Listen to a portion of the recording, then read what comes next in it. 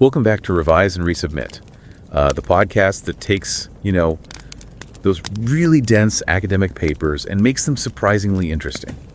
I'm Pavlov. And I'm Nikita. Picture an open plan office. It's 5:00 p.m. on a Tuesday. You've got two employees sitting right next to each other. Let's call them Sarah and Mike. Okay. Their manager walks over, looking a bit stressed, and asks if anyone can stay late to help with a last-minute client pitch. Sarah looks up, sighs, and says, "Sorry, I can't," and starts packing her bag. Right. Mike looks at the manager, says, "No can do," and turns back to a screen to shut down. To the manager, standing there with a clipboard, these two interactions look identical. It's a refusal. It's silence. It's a problem.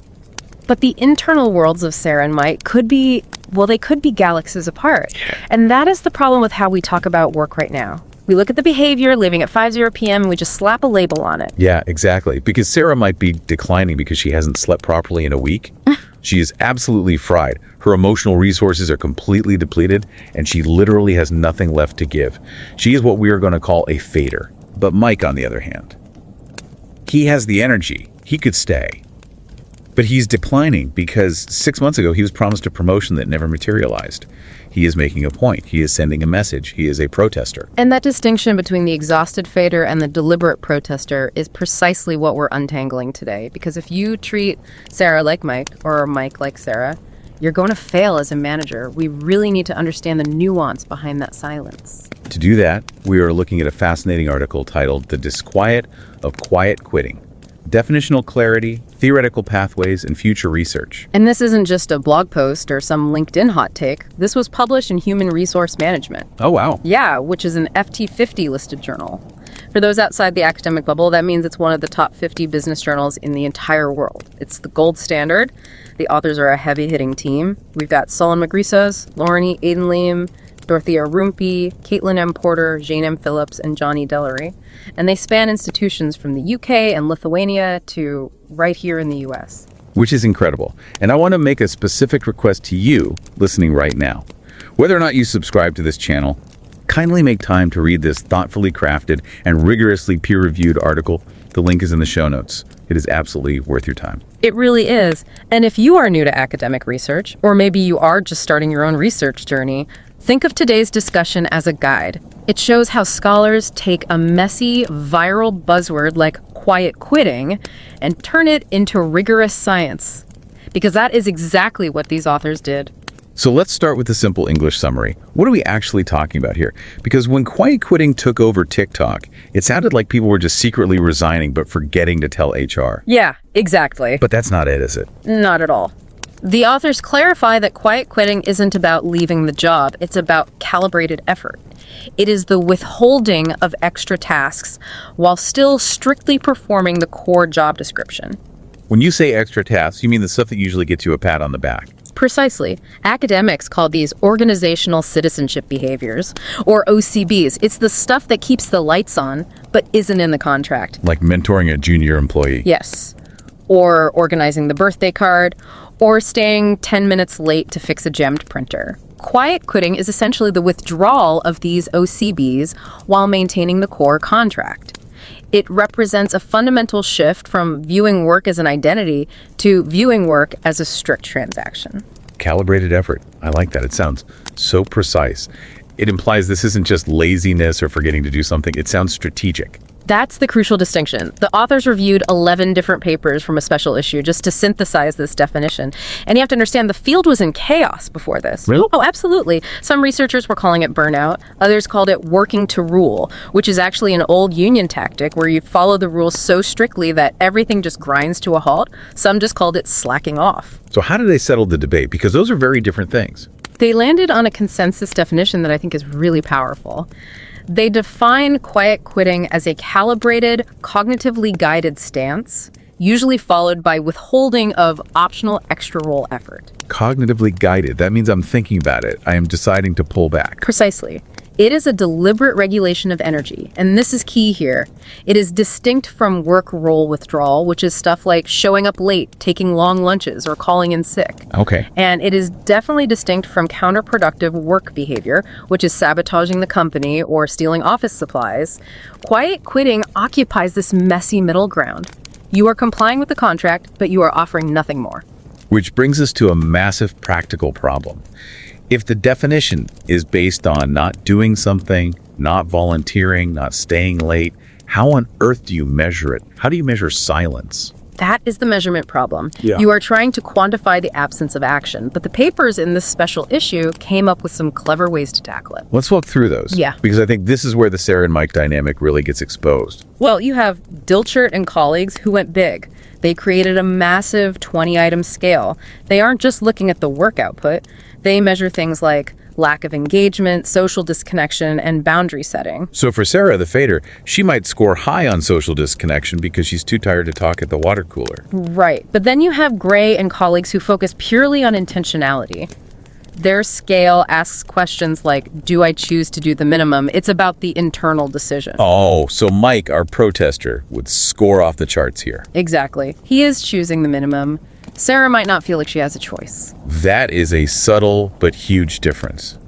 There was another scale mentioned too, Hervé, and Yes, they got very specific about behavior. Their scale looks for concrete actions, like, I choose not to check emails after 5 p.m. It's very binary. But there was one more scale that I found kind of terrifying. And I think this is the one that really challenges the idea that quiet quitting is purely empowering. You're thinking of Bennett and colleagues. Yes. They shifted the focus entirely. They didn't ask the employee, they asked the coworker. This is such a critical pivot in the research. They measured how peers rate a quiet quitter, and the findings were stark. Coworkers often rate quiet quitters poorly or uncivilly. See, this brings me back to Sarah and Mike sitting next to each other. If Sarah stops doing the extra work because she's fading, the person sitting on her other side, let's call him Dave, Dave doesn't see self-care Sarah. Dave sees, now I have to do Sarah's work. Exactly. It breaks the social fabric of the team.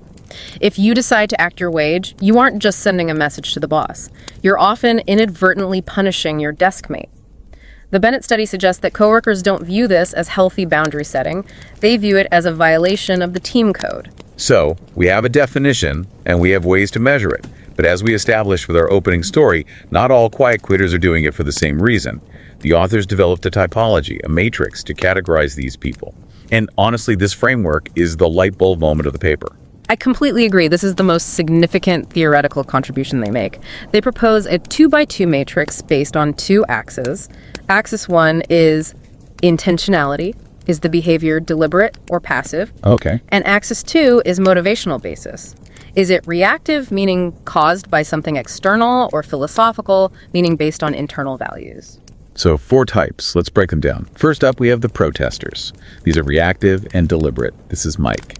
Yes, the protesters. These people are sending a message. They are voicing their displeasure through silence. The cause here is usually psychological contract breach. Can we pause on psychological contract? Because that sounds really intense. It sounds fancy, but it just means the unwritten expectations. The company promised you growth or fairness or support. It's not in the signed PDF contract, but it's in your head. When the company breaks that promise, like Mike missing his promotion, the psychological contract is breached. The authors reference the exit voice loyalty neglect framework here. The protester is using neglect as a form of voice. So he's saying, I'm not doing this extra work because you broke your promise. It's a tit-for-tat strategy. Exactly. It's strategic and highly emotional. Then we have the second type, the faders. These are reactive, but passive. This is Sarah. The faders aren't trying to make a statement. They are just tired. The motivation is reactive, usually burnout, resource depletion, or a lack of support. But the intentionality is passive. They slide into quiet quitting gradually. Sarah doesn't wake up one day and say, I'm going to stick it to the man. She just runs out of fuel. She's just trying to survive the week. Right. And if you approach a fader and ask, why are you protesting? They'll be confused. They aren't protesting anything. They're just exhausted. And let's look at the other side of the matrix, the philosophical types. These aren't reacting to a bad boss or burnout. They just view work differently. Type 3 is the boundary setters. Deliberate and philosophical. These are the people who value work-life balance as a core principle. They believe in acting your wage. The text mentions the Tangping movement here, the lying flat phenomenon in China. It connects to that global shift, yes. Boundary setters don't necessarily hate their boss. They just prioritize their life. They were intentionally drawing a line in the sand, not because they are angry, but because they have other priorities. They might love their job, but they love their hiking hobby or their family more, and they refuse to let work bleed into that time. And finally, type 4, the indifferent drifters, passive and philosophical. These are the people who simply never cared that much to begin with. They have a high transactional mindset. It's just a job. They aren't brained out and they aren't making a stand. They just want to clock in, do the bare minimum, and clock out.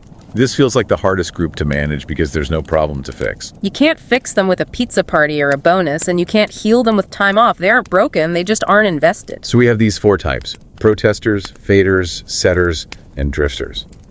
But why is this happening now? Why does it feel like this is everywhere? The authors break this down into macro, meso, and micro levels. At the macro level, society, we're looking at the post-pandemic polycrisis. We've seen a massive shift from hustle culture to self-preservation. People realized that grinding themselves to dust wasn't worth it. But at the meso level, the organization, there's some really spicy data on leadership. Yeah. They cite a Zenger and Folkman study from 2022 regarding managers. They do. It found that the least effective managers have about 14% quiet quitters in their teams. But the top managers, they have only 3%. That is a damning statistic. It basically says, if you think everyone on your team is quiet quitting, look in the mirror. It's a strong possibility. But there's also the hybrid paradox, which I think is one of the most surprising findings in the papers they reviewed. We often assume remote workers are the ones checking out, right? Out of sight, out of mind. That's the stereotype. The manager thinks they're at home doing laundry, not working. But Decker and colleagues found the exact opposite. Hybrid workers actually showed the best citizenship behaviors. Fully remote workers were in the middle, but fully in-office workers had the highest levels of neglect. Wait, hold on. The people who are physically in the office every day are the ones engaging in the most neglect. Why? It seems counterintuitive, doesn't it? The paper suggests it might be about autonomy. If you are forced back into the office, stripping away that flexibility you had during the pandemic, it breeds resentment. You're sitting in traffic for an hour to do a job you could have done at home. That resentment turns into a protester mindset. You punish the company by withholding effort because they withheld your freedom. That makes total sense. It's a return to office backlash quantified. Exactly. Whereas the hybrid workers feel trusted, they have some autonomy, so they reciprocate with those OCBs, the extra effort. And then briefly, at the micro level, the individual, it comes down to personality traits. Some people just have low work centrality. Work isn't who they are. Right. If you have low conscientiousness or high cynicism, you are naturally more prone to this, regardless of the boss. We touched on this with the coworker scale, but let's talk consequences. Because for a while, social media made quiet quitting look like a fun, empowering hack. Just do less, get paid the same, win-win. But the research suggests it's not harmless. It's definitely not harmless. For the individual, even if they think they're winning, it often leads to guilt, lower job satisfaction, and unsurprisingly, lower performance ratings. You might think you're hiding it, but people notice. And for the team, we talked about Dave getting annoyed at Sarah. Contagion. That is the real danger. If Sarah stops helping out, Dave feels the burden. He resents Sarah. He might stop helping out too, just to protect himself. Bennett's study showed clearly that coworkers withdraw support from quiet quitters. It creates a toxic cycle where nobody helps anybody. And managers get what the authors call citizenship fatigue. Yes, managers just get tired of asking for extra effort and receiving silence. So trust erodes. They stop offering flexibility, they start micromanaging. It basically breaks the social contract of the workplace. So what does this all mean? If you are a researcher or a manager, what do you do with this information? For academics, the authors emphasize the need for longitudinal research. We need to watch this over time. Does a protester eventually give up and become a fader? Can they re-engage? Can you come back from the dead? Harris, in a 2025 study mentioned in the text, suggests some actually do re-engage. It's not necessarily a permanent state, but we need to study it as a socially constructed phenomenon. How we label each other really matters. For practitioners, managers, HR leaders, the biggest takeaway has to be the matrix. One size does not fit all. Absolutely. You cannot treat a fader like a protester. If you have a protester like Mike, you have to restore trust. You have to fix the injustice. You need to address the broken promise. But if you try to fix Sarah, the fader, by just giving her a raise or a pep talk, it won't work. It might even make it worse. She needs recovery. You need to reduce her workload. You need to let her battery recharge. And for the boundary setter, you might just have to accept them. Respect their limits. Don't expect them to be available at 9 p.m. realize that their work during the day is good, and that's enough. And the indifferent drifter. Accept that they will do the job and nothing more. And decide if that's enough for the role they are in. If you need innovation and passion, they might be in the wrong seat. It seems like we're moving toward a more transparent, perhaps more transactional way of working. I think that's right. The fuzziness of going above and beyond is being challenged. And that leads us to a final thought for you to chew on. If quiet quitting is essentially a renegotiation of the employment contract, are we moving toward a world where extra effort must be explicitly compensated? Or will the ideal worker standard always demand more than what is written on the paper? It's the question that will define the next decade of work. It certainly is. Take care of yourselves and take care of your teams. And don't forget to subscribe to Revise and Resubmit on Spotify and Apple Podcasts.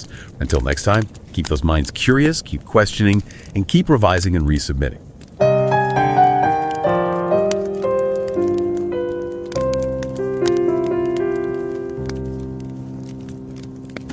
Revise and রিসাবমিটে স্বাগতম। আমি Pavlov. আর আমি নিকিতা। ধরে নেওয়া যাক একজন কর্মীর কথা। ধরুন তিনি অত্যন্ত মেধাবী, দারুণ দায়িত্বশীল আর নিজের কাজের প্রতি ভীষণ যত্নবান একজন মানুষ। অফিসে তার বেশ ভালো একটা সুনামও আছে। বেশ আদর্শ একজন কর্মী বলা যায়। একদম। কিন্তু হঠাৎ করেই কোনো কারণ ছাড়াই তার মধ্যে একটা নীরব পরিবর্তন চোখে পড়তে শুরু করলো। ঠিক রাত 8টা বাজলেই তার ল্যাপটপের স্ক্রিনটা বন্ধ হয়ে যায়। আর ছুটির দিনে আসা ইমেলের কোনো উত্তরও পাওয়া যায় না। ঠিক তাই। আগে যেখানে তিনি খুব স্বতঃস্ফূর্তভাবে বিভিন্ন প্রজেক্টে বা মিটিংয়ে নিজের নির্ধারিত কাজের বাইরেও ওই যে যাকে বলে অতিরিক্ত দায়িত্ব সেটা কাঁধে তুলে নিতেন, এখন তিনি সেটা পুরোপুরি বন্ধ করে দিয়েছেন। কিন্তু মজার ব্যাপার হলো তিনি চাকরি ছাড়েননি। না, একদমই না। তিনি প্রতিদিন কাটায় কাটায় সঠিক সময়ে অফিসে আসছেন, চুক্তিতে লেখা প্রতিটি কাজ অত্যন্ত নিখুঁতভাবে শেষ করছেন। বসের সাথেও তার ব্যবহার আগের মতোই বিনয়ী। তিনি শুধু ওই অতিরিক্ত কাজটুকু করা বন্ধ করে দিয়েছেন।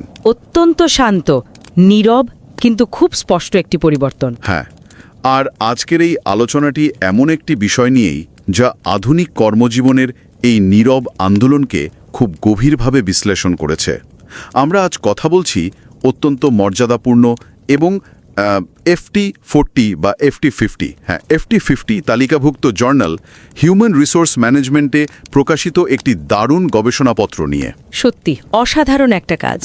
এই গবেষণাপত্রটি তৈরি করেছেন গবেষক সোলোন মাগ্রিজোস, যিনি যুক্ত আছেন বার্মিংহাম ইউনিভার্সিটি আর ভিলোনিয়াস ইউনিভার্সিটির সাথে আরও বেশ কয়েকজন স্বনামধন্য গবেষক আছেন, তাই না? হ্যাঁ, আছেন লরেন আইদিনোলিয়াম বারুচ কলেজ থেকে, ডোরোথিয়া রুম্পি এবং জিন এম ফিলিপস, উভয়ই পেন স্টেট ইউনিভার্সিটির। আর আছেন কেইটলেন এম পোটা, মিসুরি কানসাস সিটি ইউনিভার্সিটির, এবং জন ডেলেরি, আর্কানসাস ইউনিভার্সিটি থেকে। যারা এই আলোচনাটি শুনছেন তারা এই চ্যানেলটিতে সাবস্ক্রাইব করে থাকুন বা না থাকুন, সবার প্রতি একটি বিনীত অনুরোধ থাকবে, দয়া করে একটু সময় বের করে এই অত্যন্ত যত্ন সহকারে তৈরি এবং পিয়ার রিভিউড গবেষণাপত্রটি একবার অন্তত পড়ার চেষ্টা করবেন। লিঙ্কটি আমাদের শো নোটে দেওয়াই আছে। ঠিক। যারা গবেষণার জগতে একদম নতুন পা রাখছেন বা এই বিষয়টি সম্পর্কে প্রথমবারের মতো জানতে চাইছেন, তাদের জন্য খুব সহজ ভাষায় যদি এই কোয়াইট কুইটিং বা নীরবে কাজ থেকে গুটিয়ে নেওয়ার ধারণাটি ব্যাখ্যা করতে হয়, তবে বলতে হবে এটি কোনো অলসতা নয়, না কোনো ফাঁকিবাজিও নয়। ঠিক আছে, চলুন বিষয়টি একটু ভেঙে আলোচনা করা যাক। এটি মূলত একজন কর্মীর একটি সুচিন্তিত ও পরিমাপকৃত সিদ্ধান্ত, যেখানে তিনি তার নির্ধারিত কাজের বাইরের ওই অতিরিক্ত ঐচ্ছিক কাজ থেকে নিজেকে সচেতনভাবে সরিয়ে নেন। বাইরে থেকে দেখলে মনে হতে পারে যে কর্মীর হয়তো কাজের প্রতি অনীহা চলে এসেছে, কিন্তু এর ভেতরে আসলে লুকিয়ে আছে কর্পোরেট জীবনের অনেক গভীর মনস্তাত্ত্বিক হিসেব নিকাশ। একদম তাই।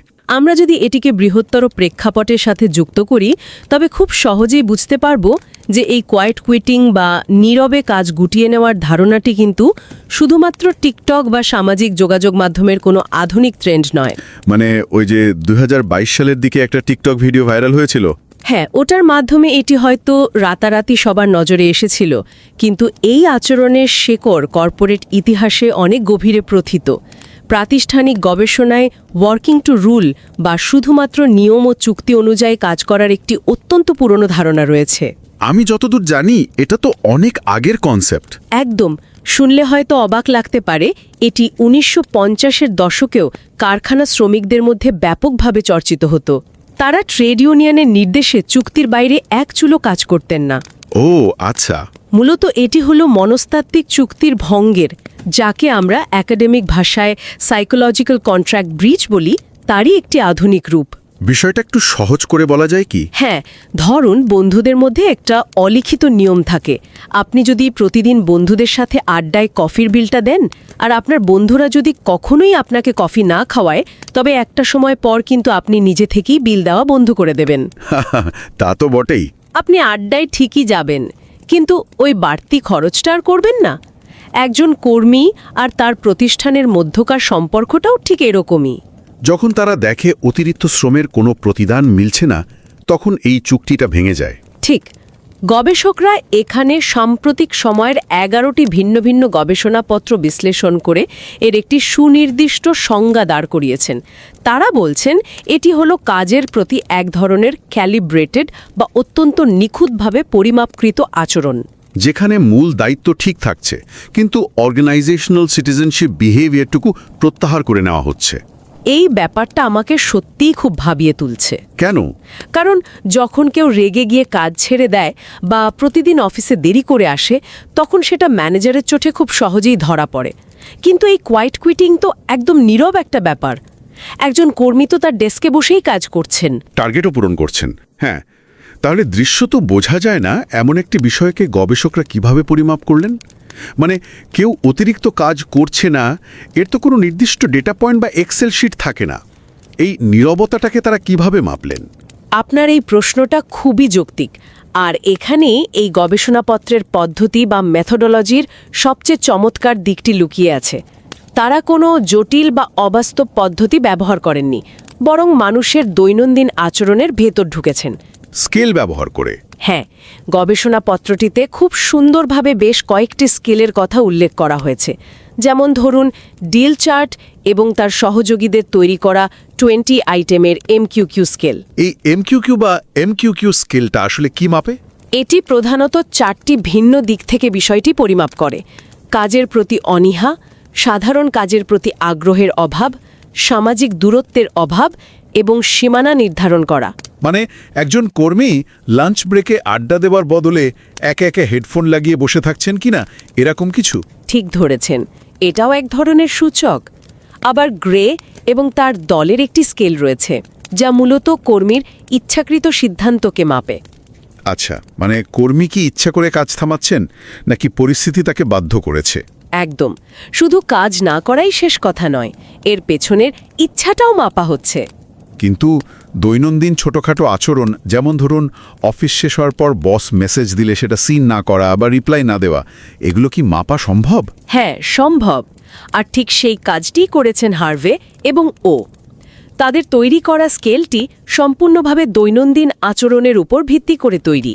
মানে সার্ভেতে সরাসরি প্রশ্ন করে? হ্যাঁ, ধরুন প্রশ্ন করা হলো, গতকাল বিকেল 5:05 আসা একটি নন ম্যান্ডেটরি স্ল্যাক মেসেজ কি আপনি ইচ্ছাকৃতভাবে ইগনোর করেছেন? হার্ভে এবং ও ঠিক এভাবেই পরিমাপ করেছেন। বাহ, বেশ ইন্টারেস্টিং। শুধু তাই নয়, কর্মী কি এমন কোনো মিটিংয়ে যাওয়া বন্ধ করে দিয়েছেন যেখানে তার থাকাটা খুব জরুরি নয়? এই ছোট ছোট আচরণগুলোই বড় চিত্রটা তৈরি করে। অন্যদিকে বেনেট এবং তার সহকর্মীরা আবার একটি সম্পূর্ণ ভিন্ন দৃষ্টিভঙ্গি থেকে বিষয়টি দেখেছেন। তারা কি করেছেন? তারা কর্মীকে সরাসরি প্রশ্ন না করে তার সহকর্মীদের দৃষ্টিভঙ্গি থেকে বিষয়টি পরিমাপ করেছেন। কিন্তু একটু দাঁড়ান, এখানে তো একটা বড় সমস্যা হতে পারে। কী রকম? আমি হয়তো আমার মানসিক স্বাস্থ্যের কথা ভেবে কাজের একটা স্বাস্থ্যকর বাউন্ডারি নির্ধারণ করছি, কিন্তু আমার পাশের ডেস্কে বসা সহকর্মী যে কিনা রাত 10টা পর্যন্ত অফিসে পড়ে থাকে, সে তো ভাবতেই পারে যে আমি ফাঁকিবাজি করছি। পয়েন্ট। সহকর্মী দৃষ্টিকোণ দিয়ে মাপলে কি আসল সত্যটা বেরিয়ে আসবে? ঠিক এই জায়গাটিতেই বেনেটের গবেষণার মূল সৌন্দর্য। সহকর্মী দৃষ্টিকোণ থেকে মাপার উদ্দেশ্য এই নয় যে কর্মী আসলেই ফাঁকিবাজ কিনা তা প্রমাণ করা, বরং এর উদ্দেশ্য হল এই আচরণের ফলে টিমের ভেতরে কী ধরনের প্রভাব বা ডাইনামিক্স তৈরি হচ্ছে সেটা বোঝা। ও, বুঝতে পেরেছি, মানে টিমের মধ্যে একটা মনস্তাত্ত্বিক দূরত্ব তৈরি হচ্ছে কিনা। হ্যাঁ, এই যে পরিমাপের এতগুলো বৈচিত্র্যময় স্কেল, ডিলচার্ট, গ্রে, হার্ভে এবং বেনেট, এগুলো প্রমাণ করে যে এটি কোনো একমাত্রিক বিষয় নয়, অত্যন্ত বহুমাত্রিক। আর ঠিক এখানেই বিষয়টি সবচেয়ে বেশি আকর্ষণীয় হয়ে ওঠে, কারণ এই নীরব গুটিয়ে নেওয়ার পেছনের কারণগুলো যখন আমরা বিশ্লেষণ করি তখন তিনটে ভিন্ন স্তর দেখতে পাই: ম্যাক্রো, মেসো এবং মাইক্রো। চলুন ম্যাক্রো বা একদম বৃহৎ সামাজিক স্তরটি দিয়ে শুরু করি। মহামারী পরবর্তী সময়ে গোটা বিশ্বজুড়েই তো একটা বড় সংকট তৈরি হয়েছে। হ্যাঁ, একদিকে অর্থনৈতিক চাপ, মূল্যস্ফীতি, আর অন্যদিকে হাসল কালচার বা ওই অতিরিক্ত কাজের সংস্কৃতির প্রতি সমাজের একটি প্রবল নেতিবাচক দৃষ্টিভঙ্গি। একটা সময় ছিল যখন সপ্তাহে ৮০ ঘন্টা কাজ করাটাকে মানুষ গর্বের বিষয় মনে করত। হ্যাঁ, কিন্তু এখন মানুষ বুঝতে শুরু করেছে যে জীবনের প্রতিটি মুহূর্ত শুধু অফিসের জন্য ব্যয় করাটা সুস্থতার লক্ষণ নয়। আর এই বৃহৎ সামাজিক পরিবর্তনগুলোর প্রভাব সরাসরি এসে পড়ে মেসো বা প্রাতিষ্ঠানিক স্তরের উপর, যেখানে খারাপ নেতৃত্ব বা টক্সিক লিডারশিপের বিষয়টা আসে, তাই না? ঠিক। কাজের মাত্রাতিরিক্ত চাপ এবং কর্মীর প্রতি প্রতিষ্ঠানের কড়া প্রতিশ্রুতির বরখেলাফ। কর্মী যখন দেখেন দিনের পর দিন অতিরিক্ত কাজ করেও স্বীকৃতি জুটছে না, তখন তার মধ্যে এক ধরনের সিটিজেনশিপ ফ্যাটিগ তৈরি হয়। এই সিটিজেনশিপ ফ্যাটিগ শব্দটা বেশ কৌতূহলোদ্দীপক। এটাকে কি আমরা একটা ম্যারাথনের সাথে তুলনা করতে পারি? কিভাবে? ধরুন আপনি একটা ম্যারাথনে দৌড়াচ্ছেন, শেষ বিন্দু শক্তি দিয়ে ফিনিশ লাইনের দিকে এগোচ্ছেন, কিন্তু ঠিক যখন কাছাকাছি পৌঁছালেন কেউ একজন লাইনটা আরও ১ কিলোমিটার পিছিয়ে দিল। বারবার এমনটা হলে তো দৌড়ানোর ইচ্ছেটাই মরে যাবে। চমৎকার একটি উপমা দিয়েছেন। ঠিক এটাই ঘটে কর্মীদের সাথে। এই মেসো স্তরে ডেকার এবং তার দলের একটি অসাধারণ গবেষণার কথা বিশেষভাবে উল্লেখ করতে চাই, যা কাজের মডেলের সাথে যুক্ত। রিমোট ওয়ার্ক আর ইন অফিস ওয়ার্ক নিয়ে। হ্যাঁ, তারা দেখেছেন যারা সম্পূর্ণ অফিসে বসে কাজ করেন, মানে ফুললি ইন অফিস কর্মীদের মধ্যে এই কাজ এড়িয়ে যাওয়ার প্রবণতা সবচেয়ে বেশি। কারণটা কি? ওই সবসময় বসের চোখের সামনে থাকার চাপ, যাকে প্রেজেন্টিজম বলে। একদম, তারা মানসিকভাবে হাঁপিয়ে ওঠেন। অন্যদিকে যারা হাইব্রিড মডেলে কাজ করেন তাদের ক্ষেত্রে ফলাফল সবচেয়ে ভালো। ডেকারের এই পর্যবেক্ষণটি বর্তমান হাইব্রিড কাজের যুগে যে কোনো এইচআর ম্যানেজারের জন্য একটি বিশাল বড় শিক্ষা। এবার যদি আমরা মাইক্রো বা একদম ব্যক্তিগত স্তরের দিকে তাকাই, সেখানেও চমৎকার কিছু বিষয় উঠে আসে। প্রতিষ্ঠানের বাইরের কোনো প্রভাব নয়, বরং ব্যক্তির নিজের কাজের প্রতি দর্শন খুব বড় ভূমিকা রাখে। কিছু মানুষের কাছে কাজই জীবনের সব নয়। তাদের মানসিকতা হলো ন্যূনতম বেতনের জন্য ন্যূনতম কাজ। তারা খুব সচেতনভাবেই এই ইঁদুর দৌড়ে অংশ নিতে চান না। এখানে যে বিষয়টি সত্যিই চমকপ্রদ তা হলো গবেষকরা এই ব্যক্তিগত স্তরের সমস্ত কারণ ও উদ্দেশ্যগুলোকে গভীরভাবে বিশ্লেষণ করে কোয়াইট কুইটারদের একটি 2x2 ম্যাট্রিক্স বা টাইপোলজি তৈরি করেছেন। আমার মনে হয় এই গবেষণাপত্রের সবচেয়ে যুগান্তকারী অংশ হলো এই ম্যাট্রিক্সটি। আমি একমত। এটি দুটি বিষয়ের উপর ভিত্তি করে তৈরি। প্রথমটি হলো উদ্দেশ্য বা ইন্টেনশনালিটি। কর্মী কি কাজটি ইচ্ছাকৃতভাবে করছেন নাকি অনিচ্ছাকৃতভাবে? আর দ্বিতীয়টি হলো অনুপ্রেরণা বা মোটিভেশনাল বেসিস। মানে এটা কি তার নিজস্ব মূল্যবোধ থেকে আসছে নাকি বাইরের পরিবেশ তাকে বাধ্য করছে? ঠিক। এই ম্যাট্রিক্সটি আমাদের 4 ধরনের কর্মীর সাথে পরিচয় করিয়ে দেয়। প্রথম ধরনটি হলো প্রোটেস্টার্স বা প্রতিবাদকারী। এই প্রতিবাদকারীদের ব্যাপারটা একটু খুলে বলা যাক। ধরুন কোনো একটা টিমে একজন কর্মী গত 2 বছর ধরে রাত দিন এক করে একটা প্রজেক্ট নামালেন, কিন্তু প্রমোশনের সময় ম্যানেজমেন্ট অন্য কাউকে প্রমোশন দিয়ে দিল, যে হয়তো বসের সাথে খাতির রাখতে বেশি পটু। হ্যাঁ, এখন এই কর্মীটি কিন্তু সাথে সাথে চাকরি ছাড়বেন না, কিন্তু পরদিন থেকে ঠিক 5টায় ল্যাপটপ বন্ধ করে দেবেন। এটা কি এক ধরনের নীরব প্রতিশোধ? প্রতিশোধ ঠিক নয়, এটিকে বলতে পারেন নিজের প্রাপ্য সম্মানটুকু নিজের কাছে ধরে রাখার একটা চেষ্টা বা ভারসাম্য ফিরিয়ে আনার একটা উপায়। এরা অফিসে হওয়া অবিচারের প্রতিবাদস্বরূপ ইচ্ছাকৃতভাবেই কাজ কমিয়ে দেন। বুঝতে পেরেছি, তারা সরাসরি সংঘাতে গিয়ে পরিবেশ নষ্ট করার ঝুঁকি নেন না, নীরব বার্তা দেন। এবার দ্বিতীয় রূপটিতে আসা যাক, ফেডার্স বা ক্লান্ত কর্মী। এদের প্রোফাইলটা কেমন? এরা কিন্তু প্রথম দলের মতো ইচ্ছাকৃতভাবে বা প্রতিবাদ হিসেবে কাজ কমান না। কাজের প্রচণ্ড চাপ বা চরম মাত্রার বার্নআউট থেকে ধীরে ধীরে এরা নিজেদের গুটিয়ে নেন। মানে ধরুন স্টার্টআপ কোম্পানিতে টানা কয়েক বছর ধরে দুজনের কাজ একা সামলেছেন এমন কেউ। হ্যাঁ, আজ তার শরীর ও মন আর সায় দিচ্ছে না। শনিবার সকালে বসের একটা সাধারণ ইমেল দেখলেও তার হয়তো প্যানিক অ্যাটাক হয়। এই কর্মীরা মূলত সম্পদের ঘাটতি বা রিসোর্স ডিপ্লিশনের শিকার। তাদের ভেতরের জ্বালানি ফুরিয়ে গেছে। একদম।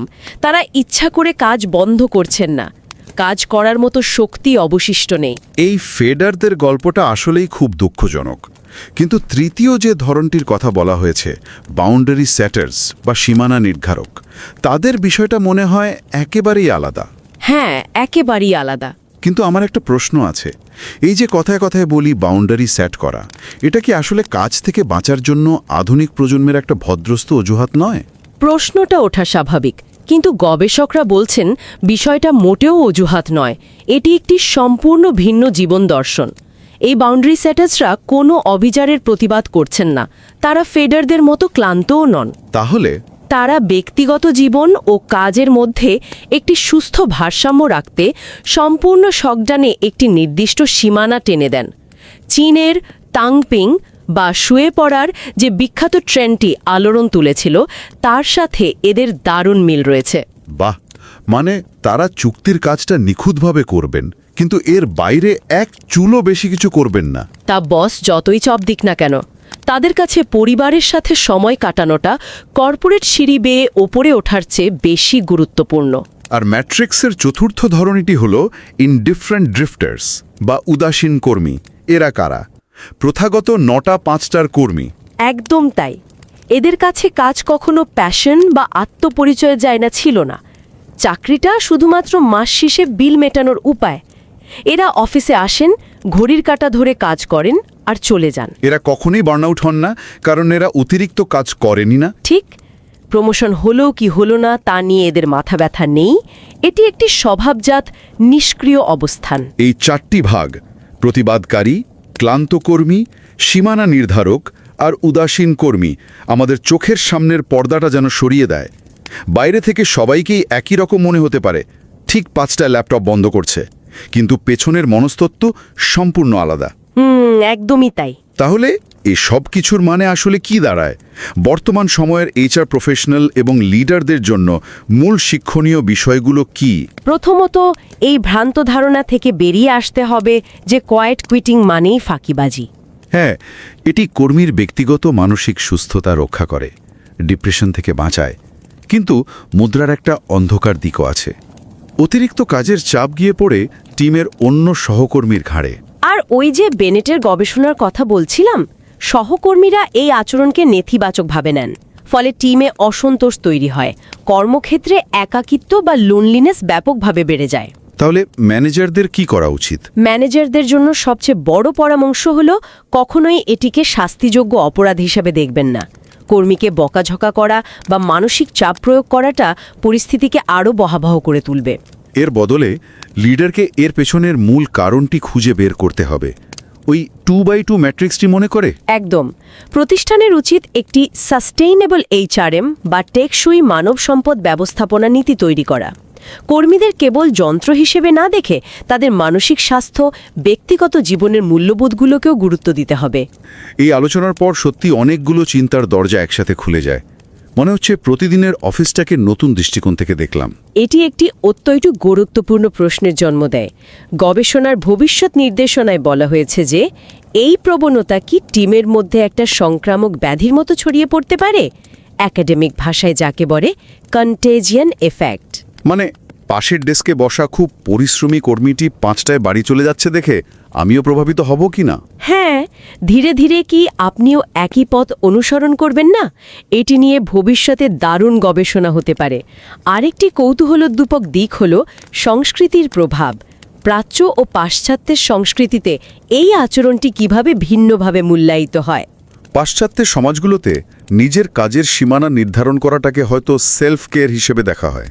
কিন্তু এশিয়া বা প্রাচ্যের সমাজগুলোতে, যেখানে টিমের প্রতি দায়বদ্ধতাকে বড় গুণ হিসেবে দেখা হয়, সেখানে এটাকে হয়তো চরম স্বার্থপরতা ভাবা হতে পারে। আসলেই সংস্কৃতির উপর ভিত্তি করে মানুষের একই আচরণের কত ভিন্ন অর্থ তৈরি হতে পারে। আমরা আলোচনার একদম শেষ পর্যায়ে চলে এসেছি। এতক্ষণ ধরে শুনলাম কিভাবে কর্মীরা নীরবে নিজেদের অতিরিক্ত কাজ থেকে গুটিয়ে নিচ্ছেন, কিন্তু এখন সবকিছু শোনার পর একটা গভীর প্রশ্ন মনে জাগতেই পারে। কি রকম প্রশ্ন?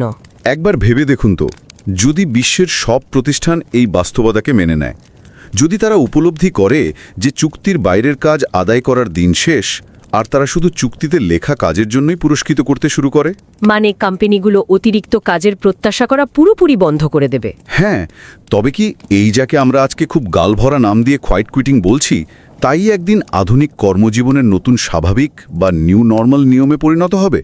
হয়তো আজ থেকে 10-15 বছর পর অতিরিক্ত কাজ বা ওভারটাইম ডেডিকেশন বলে কোনো ধারণাই থাকবে না। সবাই শুধু ততটুকুই কাজ করবে যতটুকু তার করার কথা। তখন হয়তো এই কোয়াইট কুইটিং শব্দটি তার সমস্ত প্রাসঙ্গিকতা হারিয়ে ফেলবে, কারণ তখন ওটাই হবে সবার দৈনন্দিন জীবন।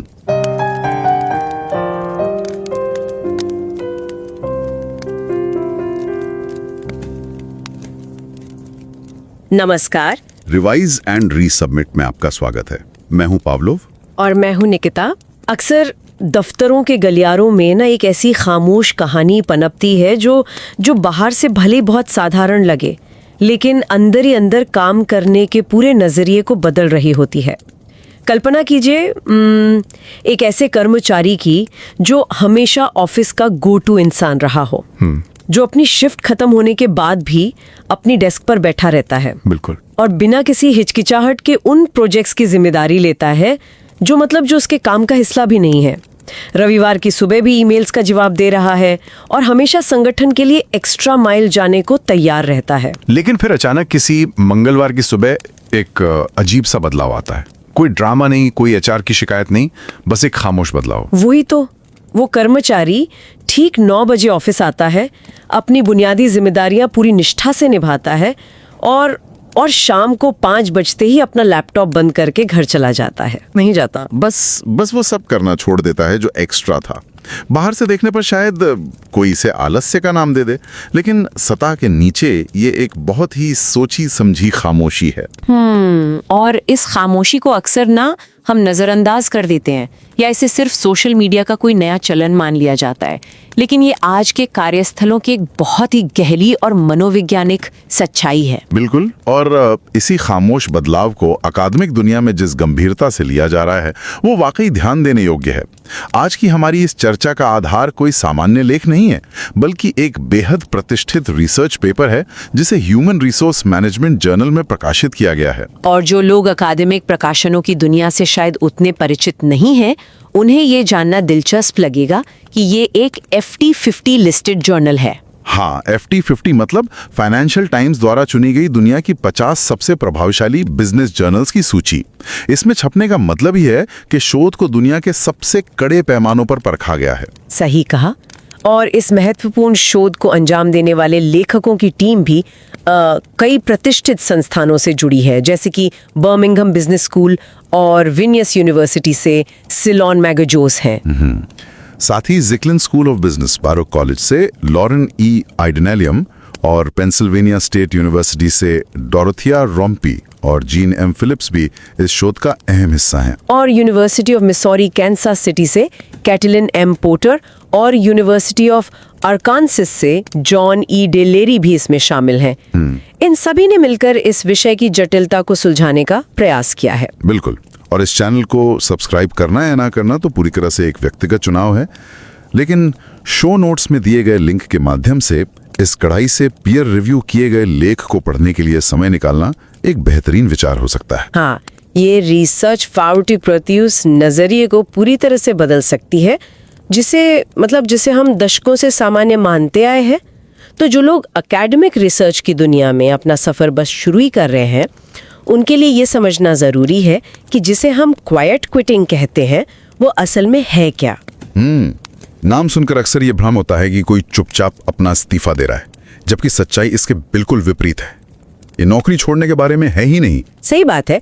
ये अपने रोजगार अनुबंध या कहें कि कॉन्ट्रैक्ट में लिखे काम को पूरी ईमानदारी से करने के बारे में है। यहाँ जो बात सबसे ज्यादा ध्यान खींचती है वो है ऑप्शनल एक्स्ट्रा रोल एफर्ट का रुक जाना, यानी ऐच्छिक और अतिरिक्त प्रयास का रुक जाना।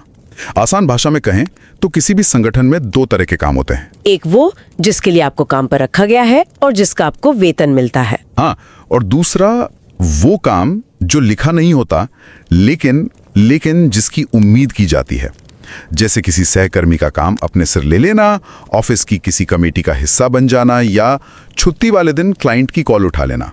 और क्वाइट क्विटिंग इसी दूसरे प्रकार के काम को जानबूझकर या धीरे धीरे रोक देने की प्रक्रिया है। ये एक रेस्टोरेंट में जाकर सिर्फ वही खाने जैसा है जिसका आपने ऑर्डर दिया है, बिल्कुल, और जिसके पैसे आपने चुकाए हैं, बिना किसी मुफ्त स्टार्टर की उम्मीद किए। अक्सर प्रबंधन की ओर से इसे काम से जी चुराने या लापरवाही के चश्मे से देखा जाता है। लेकिन इस रिसर्च ने इस धारणा को चुनौती दी है और थ्योरी डेवलपमेंट के नजरिए से एक बहुत ही अलग तस्वीर पेश की है। शोधकर्ताओं ने इसे आलस्य मानने के बजाय एक कैलिब्रेटेड स्टैंड्स के रूप में परिभाषित किया है। कैलिब्रेटेड स्टैंड्स, ये बहुत ही दिलचस्प शब्द है। अगर इसे एक रोजमर्रा के उदाहरण से समझें तो ये रेडियो या म्यूजिक प्लेयर के वॉल्यूम नॉब को 10 से घटाकर 5% कर देने जैसा है। हाँ, कर्मचारी अपनी ऊर्जा को पूरी तरह से बंद नहीं कर रहा है, बल्कि वो उसे एक ऐसे स्तर पे ला रहा है जहां वो खुद को मानसिक और शारीरिक रूप से बचा सके। ये एक बहुत ही सटीक तुलना है। जब कर्मचारी देखते हैं कि उनसे लगातार बिना किसी अतिरिक्त प्रतिफल के ज्यादा काम की उम्मीद की जा रही है, तो वे अपने प्रयासों को संतुलित करने लगते हैं। ये काम का बहिष्कार नहीं है। तो ये अपने स्वयं के संसाधनों जैसे मानसिक शांति, परिवार के लिए समय और व्यक्तिगत ऊर्जा का संरक्षण है। एक तरह का रक्षात्मक कदम है जो अक्सर तब उठाया जाता है जब काम का माहौल असंतुलित महसूस होने लगता है। बिल्कुल। अब यहाँ एक बड़ा सवाल ये उठता है कि शोधकर्ताओं ने इतने अमूर्त और खामोश विषय को मापा कैसे? जो चीज बोली ही नहीं जा रही, जो सिर्फ एक न करने वाली क्रिया है, उसका डेटा जुटाना तो बेहद मुश्किल रहा होगा। इस रिसर्च की कार्यप्रणाली या मेथोडोलॉजी को समझना अपने आप में एक रोमांचक सफर है। शोधकर्ताओं ने किसी एक सर्वे पर निर्भर होने की बजाय the disquiet of quite quitting विषय पर हाल ही में छपे एक स्पेशल इशू के 11 अलग अलग पेपर्स का गहराई से विश्लेषण किया। और इन 11 पेपर्स ने इस अदृश्य व्यवहार को नापने के लिए बहुत ही रचनात्मक तरीके अपनाए।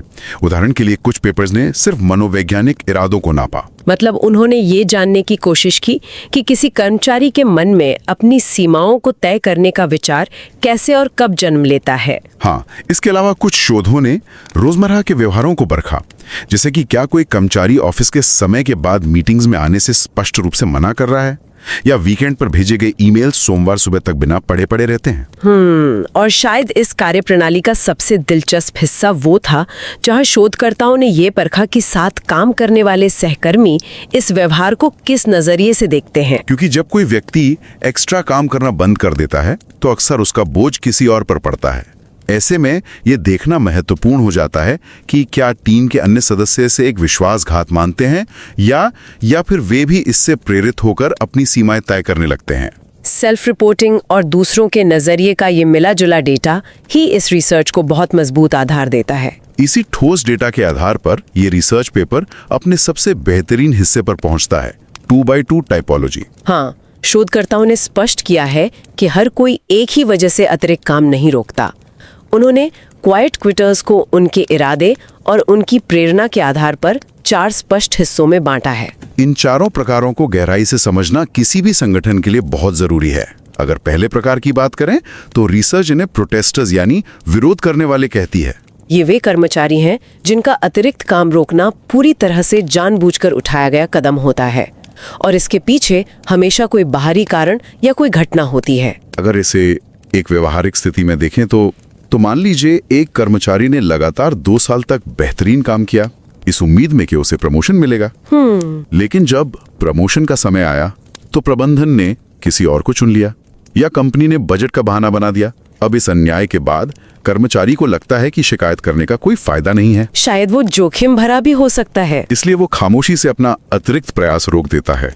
ये कोई आलस्य नहीं है, ये एक मूक विद्रोह है। उनका काम करने का तरीका ये चीख कर कह रहा होता है कि जब तक मुझे मेरा हक नहीं मिलता, मैं आपके लिए अपनी तय सीमा से 1 इंच भी बाहर जाके काम नहीं करूंगा। प्रोटेस्टर्स के मामले में एक स्पष्ट गुस्सा नजर आता है, लेकिन हर कोई जो 5 बजे अपना लैपटॉप बंद कर रहा है वो गुस्से में नहीं है। बिल्कुल नहीं। और यहीं पर इस टाइपोलॉजी का दूसरा प्रकार सामने आता है, बाउंड्री सेटर्स यानी सीमाएं तय करने वाले। इनका रवैया भी जानबूझकर अपनाया हुआ होता है। लेकिन ये किसी विरोध या अन्याय के कारण नहीं होता। ये पूरी तरह से उनके अपने उसूलों और व्यक्तिगत जीवन दर्शन पर आधारित होता है। ये एक बहुत ही स्वस्थ लेकिन अक्सर गलत समझे जाने वाला रवैया है। हाँ, बाउंड्री सेटर्स वो लोग हैं जो मानते हैं कि काम जीवन का एक हिस्सा है, पूरा जीवन नहीं। वे काम और निजी जिंदगी के बीच संतुलन को सर्वोपरि मानते हैं। पश्चिमी देशों में इसके लिए एक्टिंग योर वेज यानी जितना पैसा उतना काम का सिद्धांत बहुत प्रचलित हो रहा है। उनके लिए शाम 6 बजे के बाद बॉस की कॉल ना उठाना कोई बगावत नहीं है। ये सिर्फ अपने मानसिक स्वास्थ्य, अपने शौक या अपने परिवार के लिए समय सुरक्षित करने का एक स्पष्ट तरीका है।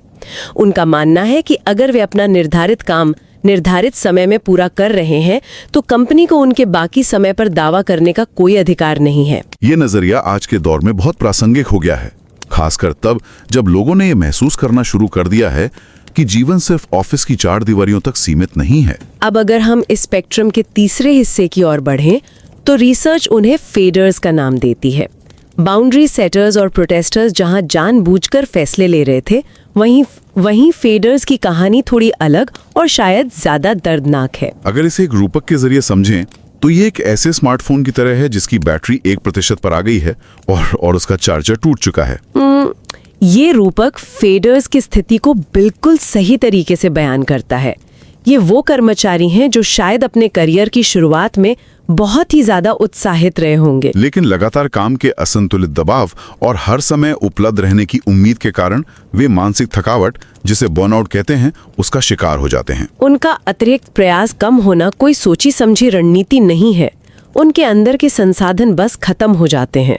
वो खुद को अनजाने में ही काम से पीछे खींच लेते हैं ताकि वे उस माहौल में टिके रह सकें, ताकि वे पूरी तरह से टूट ना जाएं। ये एक तरह का सर्वाइवल मैकेनिज्म है और ये देखना किसी भी मैनेजर के लिए खतरे की घंटी होनी चाहिए कि उनका सबसे बेहतरीन कर्मचारी अचानक एक फेडर में बदल रहा है। बिल्कुल। और इस टाइपोलॉजी का चौथा और अंतिम प्रकार है इंडिफरेंट ड्रिफ्टर्स, यानी उदासीन रहने वाले। ये प्रकार बाकी तीनों से बिल्कुल अलग है। हाँ, इंडिफरेंट ड्रिफ्टर्स का काम या संगठन से कभी कोई गहरा भावनात्मक जुड़ाव होता ही नहीं है। वे किसी अन्याय से गुस्सा नहीं है, वे बर्नआउट का शिकार नहीं है और वे कोई दार्शनिक सीमाएं भी तय नहीं कर रहे हैं। उनके लिए काम सिर्फ और सिर्फ एक लेन देन है, पैसा कमाने का एक जरिया। वे अपनी बुनियादी जिम्मेदारी पूरी करते हैं क्योंकि उन्हें उसका वेतन मिलता है। लेकिन उनका उद्देश्य अपनी जिंदगी के मायने ऑफिस के बाहर अपने दोस्तों या शौक में खोजना होता है। वे कभी एक्स्ट्रा माइल जाने का सोचते ही नहीं है क्योंकि उन्होंने कभी इस दौड़ में हिस्सा लिया ही नहीं था। इस वर्गीकरण को समझने के बाद यह स्पष्ट हो जाता है कि कोई एक मैनेजर सिर्फ ये देखकर कि एक कर्मचारी कम प्रयास कर रहा है, ये तय नहीं कर सकता कि असल समस्या क्या है। और इसके पीछे के कारणों को समझने के लिए रिसर्च एक विस्तृत ढांचा पेश करती है जो 3 स्तरों पर काम करता है, माइक्रो, मेसो और मैक्रो। अगर हम इस पर थोड़ा समय बिताएं तो परिदृश्य और भी साफ हो जाता है। अगर माइक्रो लेवल यानी व्यक्तिगत स्तर की बात करें तो ये पूरी तरह से इंसान की अपनी सोच, उसकी उम्र और उसके व्यक्तिगत मूल्यों पर निर्भर करता है। इसके साथ ही वर्क सेंट्रलिटी एक बहुत बड़ा कारक है, यानी काम किसी व्यक्ति के जीवन में कितना महत्व रखता है। कुछ लोगों के लिए उनका काम ही उनकी पहचान होता है, जबकि अन्य के लिए ये सिर्फ बिल भरने का एक साधन। और जब हम मेसो लेवल यानी संगठनात्मक स्तर पर आते हैं तो ये सीधे तौर पर कंपनी की नीतियों और लीडरशिप के तरीकों से जुड़ जाता है। इस रिसर्च में एक बहुत ही महत्वपूर्ण शब्द का उपयोग किया गया है, सिटीजनशिप फटीग। अगर इसे आसान भाषा में समझें तो ये वैसा ही है जैसे आप हर बार ऑफिस की किसी पार्टी के लिए चंदा इकट्ठा करते हैं, सजावट करते हैं, लेकिन जब आपको लगता है कि आपकी इस अतिरिक्त मेहनत की कोई कद्र नहीं कर रहा तो आप थक जाते हैं। हाँ, और अगली बार चुपचाप अपनी कुर्सी पर बैठे रहते हैं। खराब लीडरशिप, हाइब्रिड और रिमोट वर्क के कारण पैदा हुई दूरियां और मनोवैज्ञानिक अनुबंध का टूटना, ये सब संगठन के स्तर पर क्वाइट क्विटिंग को जन्म देते हैं। और इन सब से ऊपर आता है मैक्रो लेवल, जो समाज और दुनिया के बदलते स्वरूप को दर्शाता है। यहाँ रिसर्च एक बहुत ही गहरे कॉन्सेप्ट पॉली क्राइसिस की बात करती है। पॉली क्राइसिस का मतलब है एक ऐसा समय जब कई बड़े संकट एक साथ टकरा रहे हों, जैसे हमने हाल के वर्षों में देखा। एक तरफ वैश्विक महामारी, दूसरी तरफ आर्थिक अस्थिरता और भू राजनीतिक युद्ध। जब इंसान एक साथ इतने सारे संकटों से घिर जाता है तो उसकी प्राथमिकताएं बदल जाती हैं। इसके साथ ही समाज में हसल कल्चर के प्रति एक बहुत बड़ा मोह भंग हुआ है। एक समय था जब रात दिन काम करने और नींद का त्याग करने को महान माना जाता था, लेकिन अब लोग उस मानसिकता को नकार रहे हैं। वे देख रहे हैं कि जीवन की अनिश्चितताओं के बीच सिर्फ काम करते जाना कोई समझदारी नहीं है। लेकिन इन बदलावों के परिणाम भी एक तरफा नहीं है, ये एक दोधारी तलवार की तरह है। एक तरफ अपनी सीमाएं तय करने से कर्मचारी को भारी मानसिक शांति मिल सकती है, उसका वर्क लाइफ बैलेंस सुधर सकता है और वो बर्नआउट से बच सकता है। जो लोग फेदर्स या बाउंड्री सेटर्स हैं, उनके लिए ये एक जीवन रक्षक कदम साबित हो सकता है। लेकिन दूसरी तरफ संगठनात्मक ढांचे में इसके गंभीर नुकसान भी हो सकते हैं। हाँ, जब एक व्यक्ति अतिरिक्त काम करने से मना कर देता है तो अक्सर वो काम खत्म नहीं होता, वो बस टीम के किसी अन्य सदस्य के कंधों पर आ गिरता है। इससे सहकर्मियों के बीच भारी असंतोष और रिश्तों में खटास पैदा हो सकती है। जो सहकर्मी पहले से ही दबाव में हैं, वे इसे एक तरह के धोखे के रूप में देख सकते हैं। इसके अलावा कॉरपोरेट दुनिया का कड़वा सच ये भी है कि करियर की तरक्की और इंक्रीमेंट अक्सर उन्हीं लोगों को मिलते हैं जो एक्स्ट्रा माइल जाते हैं। इसलिए क्वाइट क्विटिंग करियर की गति को धीमा कर सकती है। इन सभी जटिलताओं को देखते हुए शिक्षाविदों और विशेषकर एचआर और मैनेजर्स के लिए इस रिसर्च से क्या मुख्य निष्कर्ष निकाले जा सकते हैं, ये समझना बहुत जरूरी है। इस समस्या का समाधान सिर्फ नीतियां बदलने भर में नहीं है। सबसे बड़ा निष्कर्ष ये है कि प्रबंधन को अपना नजरिया बदलना होगा। मैनेजर्स को क्वाइट क्विटिंग को एक खतरे या विद्रोह के रूप में देखने के बजाय एक संकेत के रूप में देखना चाहिए। जब कार के डैशबोर्ड पर लाल बत्ती जलती है तो आप बत्ती को नहीं तोड़ते हैं, आप इंजन की जांच करते हैं। इसी तरह यह व्यवहार यह संकेत दे रहा है कि सिस्टम में कहीं ना कहीं कुछ ऐसा है जो कर्मचारियों के लिए टिकाऊ नहीं है। और दूसरी अहम बात यह है कि वन साइज फिट्स ऑल यानी हर बीमारी का एक ही इलाज यहाँ बिल्कुल काम नहीं करेगा। प्रबंधन को ये पहचानना होगा कि उनके सामने कौन सा क्वाइट क्विटर बैठा है। बिल्कुल, अगर कोई प्रोटेस्टर है तो उसे सिर्फ एक मोटिवेशनल स्पीच की जरूरत नहीं है, उसे न्याय और उस टूटे हुए भरोसे को वापस जीतने की जरूरत है। और अगर कोई फेडर है तो उस पर और अधिक काम का दबाव डालना उसे पूरी तरह से तोड़ देगा। उसे आराम, मानसिक सपोर्ट और शायद काम के बेहतर बंटवारे की दरकार है। और अगर कोई बाउंड्री सेटर है तो प्रबंधन को ये स्वीकार करना होगा कि उनके काम के तय घंटों के बाद उनकी निजी जिंदगी का सम्मान किया जाए। ये शोध न केवल वर्तमान समस्याओं का विश्लेषण करता है, बल्कि अकादमिक दुनिया के लिए भविष्य के शोध के कई नए और रोमांचक रास्ते भी खोलता है। ऐसे कई सवाल हैं जिन पर आगे गहराई से विचार किया जाना बाकी है, जैसे कि टेम्परल डायनामिक्स का विचार। ये सोचना बहुत दिलचस्प है कि क्या क्वाइट क्विटिंग एक स्थायी अवस्था है, या ऐसा हो सकता है कि कोई कर्मचारी जो बर्नआउट के कारण एक फेडर बन गया था, कुछ समय के लिए अपनी सीमाएं तय करने के बाद अपनी मानसिक ऊर्जा वापस पाले। और क्या वो ऊर्जा वापस आने के बाद फिर से पहले की तरह पूरे उत्साह के साथ काम में जुट सकता है? ये मनोविज्ञान के नजरिए से एक बेहतरीन सवाल है।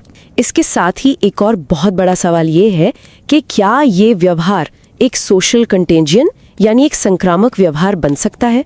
क्या एक कर्मचारी का खामोशी से काम रोकना पूरी टीम को प्रभावित कर सकता है? जब बाकी लोग देखते हैं कि एक व्यक्ति सिर्फ अपना निर्धारित काम करके बिना किसी परेशानी के घर जा रहा है, तो क्या वे भी धीरे धीरे उसी रास्ते पर चलने लगेंगे?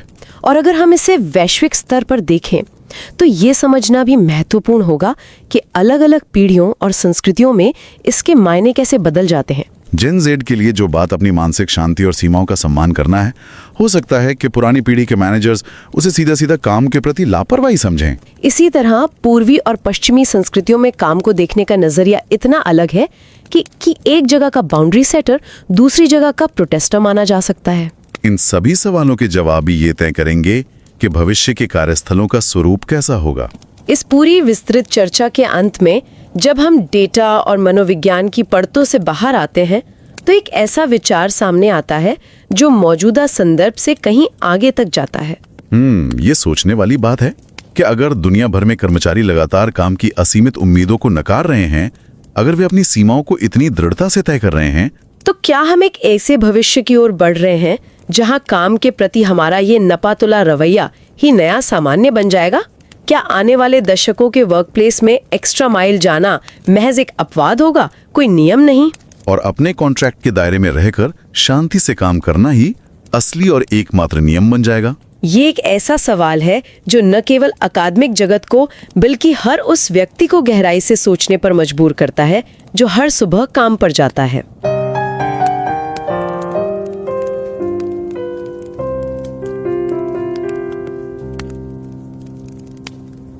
Imaginons la scène. Un employé franchit les portes de son bureau exactement à l'heure, vraiment à la minute près.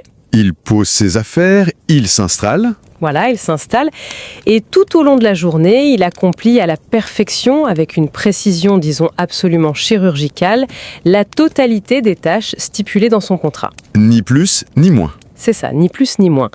Puis, à l'instant très précis où sa journée de travail se termine, il rassemble ses affaires et quitte son poste. Et le soir, son ordinateur reste éteint, aucun email n'est ouvert. Aucune notification Slack n'est consultée non plus. Rien, le silence radio. Et en fait, il y a encore quelques années, cet individu aurait été qualifié sans la moindre hésitation de salarié modèle. Une figure de fiabilité absolue. Ah, complètement. Le pilier de l'équipe, celui sur qui on peut toujours compter. Mais aujourd'hui, curieusement, ce comportement d'une banalité apparente déclenche un vent de panique. Une sorte de panique silencieuse dans les couloirs des entreprises, et ça laisse les managers dans un état de perplexité totale. Je suis toujours fascinée de voir à quel point les normes ont changé. Et cette panique, elle prend une ampleur littéralement vertigineuse quand on prend un peu de recul et qu'on regarde les chiffres à l'échelle macroéconomique. Parce que ce ne sont pas juste des anecdotes isolées. Non, pas du tout. Si l'on s'appuie sur le rapport mondial de 2025 de Gallup, ce ne sont pas quelques cas dont on parle. On évoque 62% des travailleurs dans le monde qui se déclarent désengagés. 62%, c'est un chiffre massif. C'est colossal. Et les répercussions de cette mise en retrait sont immenses. On estime la perte de productivité à environ 9,6 billions de dollars. C'est-à-dire près de 10 000 milliards. 10 000 milliards pour l'économie mondiale, oui. C'est une hémorragie silencieuse en fait. Quelque chose de presque invisible à l'œil nu au quotidien, mais dont les ondes de choc sont en train de redéfinir entièrement notre conception du monde du travail. Et c'est très exactement ce glissement tectonique que l'on explore aujourd'hui. Notre discussion repose sur un article fondamental, une véritable pierre angulaire sur le sujet qui a été publié en 2026 dans la très prestigieuse revue Human Resource Management. Qui est un journal académique classé FT50, il faut le rappeler. Tout à fait. C'est une recherche dirigée par Solon Magrizoz. De la Birmingham Business School et de l'Université de Vilnius. Oui, accompagnée d'une équipe internationale vraiment brillante. On y retrouve Lauren Ayer-Ndilim du Barrow College, Dorothea Rumpi et Jean M. Phillips de Penn State. De l'Université de l'Arkansas. Une vraie force de frappe académique.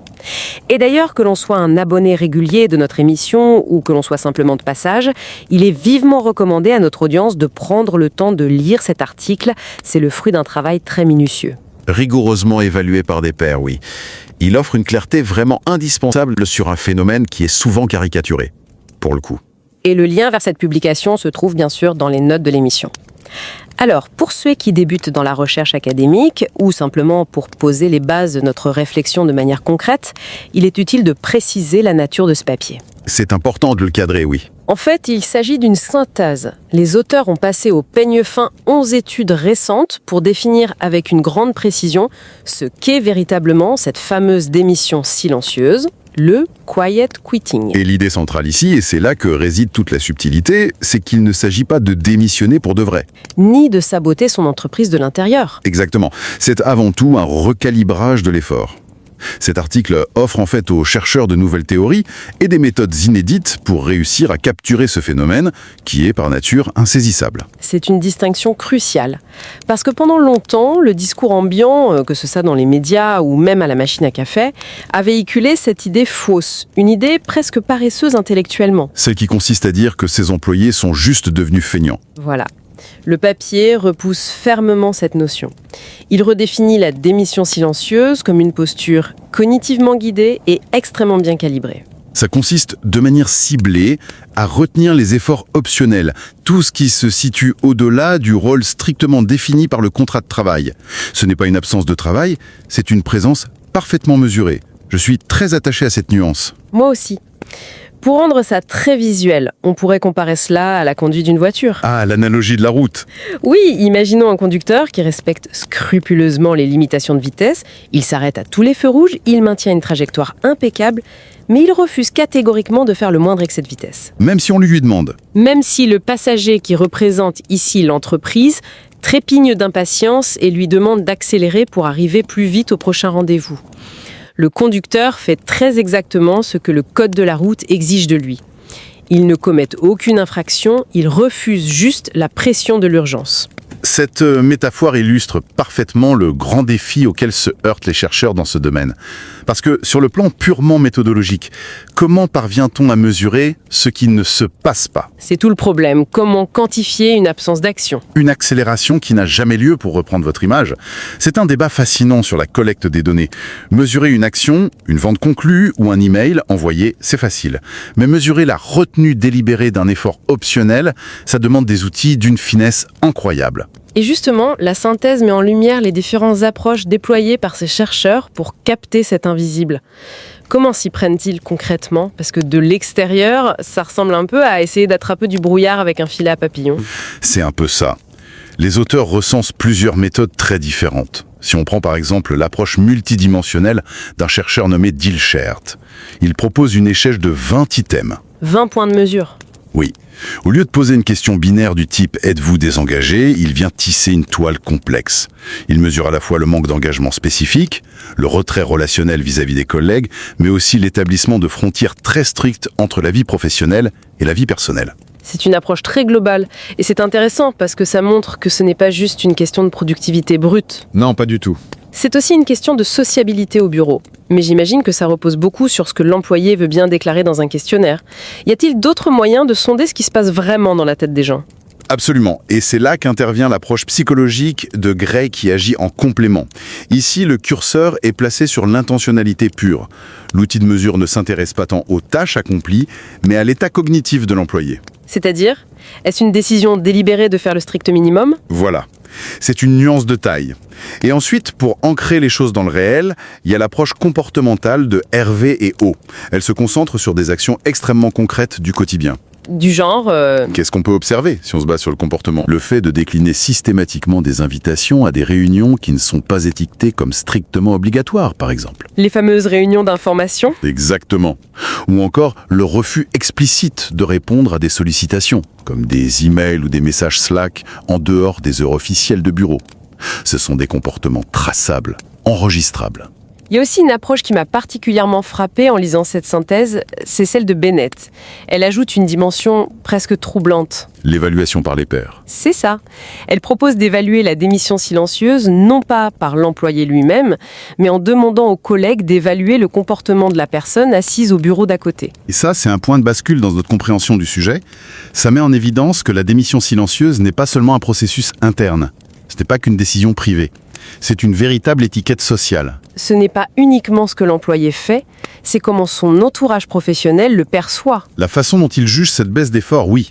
Le même comportement, exactement le même, dans deux équipes différentes, pourrait être vu comme une saine gestion du temps par l'une et comme une démission silencieuse toxique par l'autre. Ça dépend totalement de la culture ambiante. C'est là que l'on comprend que ce comportement interagit profondément avec les normes non écrites, la culture invisible de l'organisation. Une fois que l'on parvient à observer, mesurer et parfois étiqueter ce comportement, la question qui s'impose naturellement, surtout pour ceux de notre audience qui gèrent des équipes, c'est de savoir d'où il vient.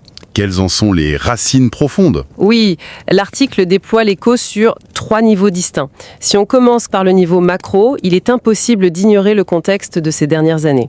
Le traumatisme post-pandémie a complètement redessiné notre rapport au temps. Et à notre propre mortalité, d'une certaine façon. À cela s'ajoute l'inflation qui donne le sentiment très tenace que travailler plus ne garantit plus du tout la sécurité financière aujourd'hui. Et puis il y a ce rejet culturel massif de ce qu'on appelait la hustle culture. Cette glorification malsaine de l'acharnement au travail. Voilà, on n'en veut plus. Et ces secousses macroscopiques trouvent un écho direct au niveau méso, c'est-à-dire au sein même de l'entreprise. Et là, les données sont frappantes. Zenger et Folkman ont démontré en 2022 que la qualité du management est un déterminant absolu. Les pires managers dirigent des équipes où l'on compte 14% de démissionnaires silencieux. 14%. 14%. En revanche, sous la direction d'excellents managers, ce chiffre tombe à 3%. L'écart est abyssal. Si on s'arrête là-dessus une seconde, ça veut dire que ce comportement n'est pas une maladie attrapée par hasard par l'employé, c'est bien souvent une réponse immunitaire à un environnement défaillant ou à un mauvais management. Exactement. Et l'étude de Decker, qui analyse les modalités de travail, apporte une autre nuance captivante à ce niveau méso. Les employés qui travaillent en mode hybride manifestent le plus de comportements de citoyenneté organisationnelle. Ce qu'ils appellent les comportements de citoyenneté organisationnelle, en gros, c'est le fait de donner un coup de main spontané à un collègue, de s'investir dans la vie de l'équipe au-delà de sa fiche de poste, c'est bien ça, hein ? C'est tout à fait ça. C'est le ciment social de l'entreprise. Eh bien, le mode hybride favorise cela. À l'inverse, l'étude montre qu'un retour strict et obligatoire au bureau, imposé d'en haut, semble favoriser une forme de négligence et de retrait. C'est contre-intuitif pour beaucoup de dirigeants, ça. Oui, mais ça souligne l'importance des pratiques RH, comme le démontre aussi l'étude d'Agarwal. Un environnement de travail qui soutient réellement l'individu agit comme un rempart contre l'épuisement. Et puis, il y a le niveau micro. Car face à une même société, avec la même inflation, et dans la même entreprise, avec le même manager, deux individus réagiront différemment. Bien sûr. Ça touche à la centralité du travail dans l'identité de chacun et aux traits de personnalité. Pour certains, le travail est l'essence de leur être. Pour d'autres, c'est strictement alimentaire. Et c'est précisément ce qui nous amène au moment le plus éclairant de cet article. Pour mettre de l'ordre dans toute cette complexité, les auteurs proposent une matrice à 2 dimensions. Une matrice très élégante d'ailleurs. Un outil conceptuel brillant, oui. La première dimension est l'intentionnalité. Le repli de l'employé est-il délibéré et pensé ou est-il totalement passif ? Et la seconde dimension est la motivation. Ce repli est-il réactif, c'est-à-dire en réponse à un problème externe, ou est-il philosophique, ancré dans les valeurs profondes de la personne ? Le croisement de ces axes donne naissance à 4 profils prédistincts. C'est là que l'article devient vraiment passionnant, parce qu'on s'éloigne de la théorie pour toucher à l'émature humaine. Ce n'est pas juste un grand bloc de gens désengagés. Il y a des histoires derrière. Prenons le temps de les décortiquer. Le premier groupe, ce sont les contestateurs qu'ils appellent les protesters.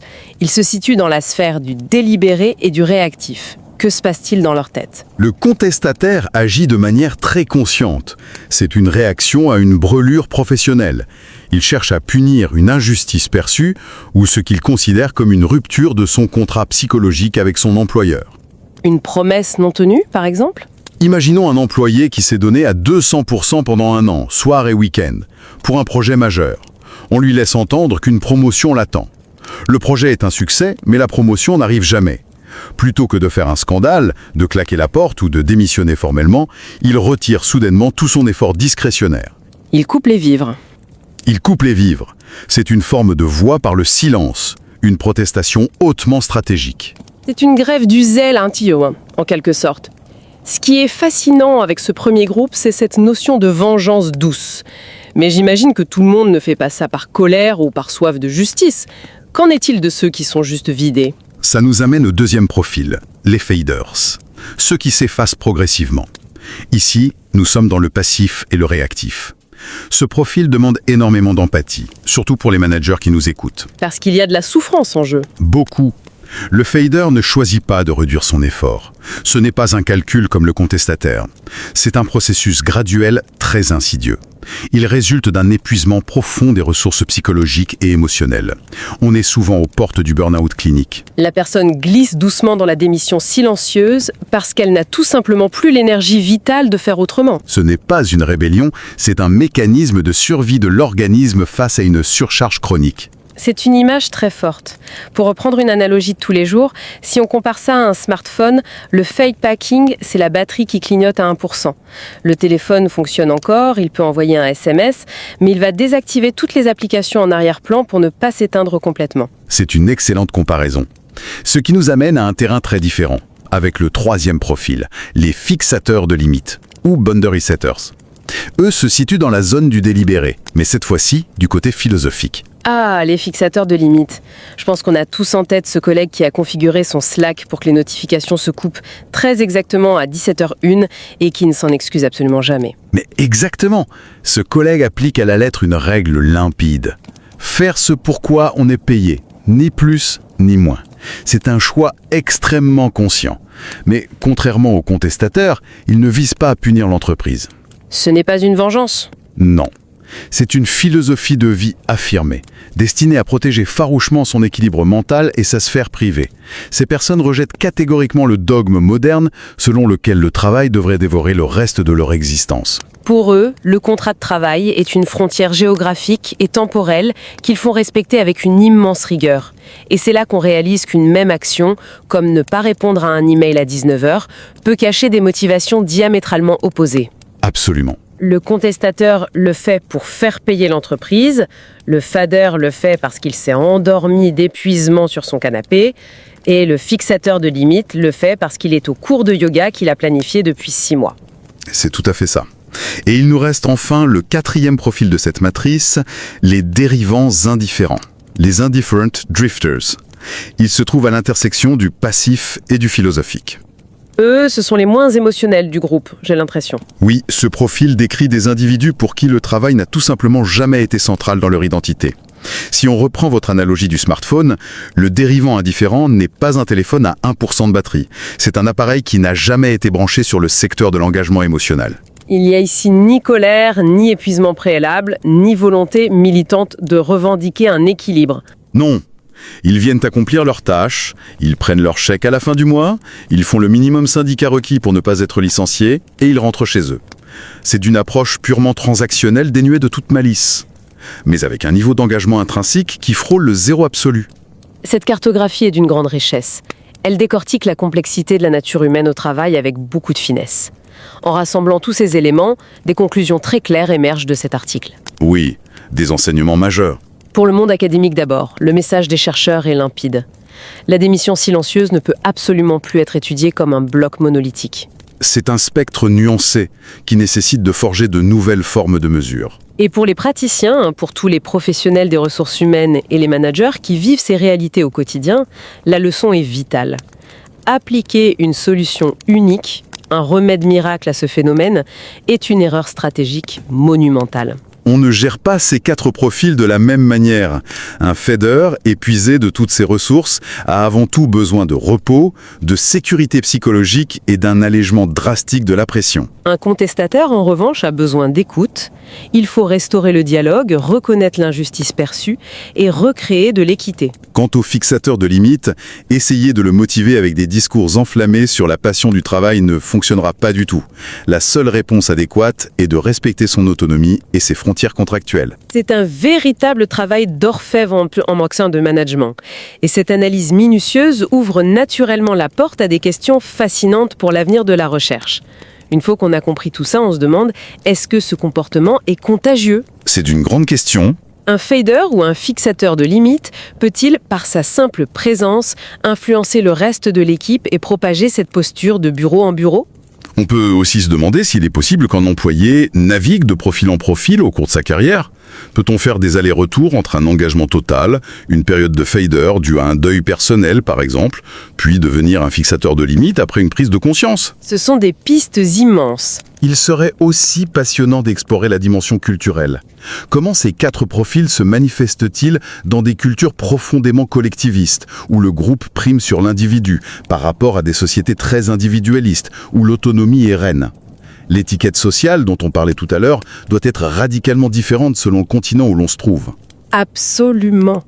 Et toutes ces questions, ces nuances, cette matrice, tout cela nous amène vers une réflexion beaucoup plus profonde et peut-être un peu vertigineuse sur notre rapport collectif au monde de l'entreprise. Une remise en question du modèle lui-même. Oui, parce que si on y réfléchit bien, si la survie, la croissance ou la rentabilité d'une organisation dépendent de manière absolue du fait que ses employés fournissent un travail non rémunéré, en dehors des heures officielles, et non spécifié dans les contrats de base, le problème vient-il vraiment de l'employé qui décide un jour de ralentir l'allure ? ou bien le modèle d'affaires lui-même repose-t-il sur une architecture intrinsèquement défectueuse ?